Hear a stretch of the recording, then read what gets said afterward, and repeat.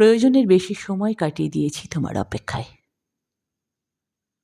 তুমি ফিরবে না জানতাম না তা না, জানতাম, জানতাম তুমি কখনো ফিরবে না। তবুও তবুও অপেক্ষায় সময় কাটিয়ে দেওয়াটা আমার ইচ্ছে ছিল। তোমাকে হারাবার পর আবার নতুন করে কাউকে বিশ্বাস করব, নতুন করে আবার কাউকে ভালোবাসবো, তারপর আবার কোনো একদিন হারিয়ে ফেলবো, এসব কল্পনাতে ভাবলেও খুব অস্বস্তিকর অনুভব হয় এখন।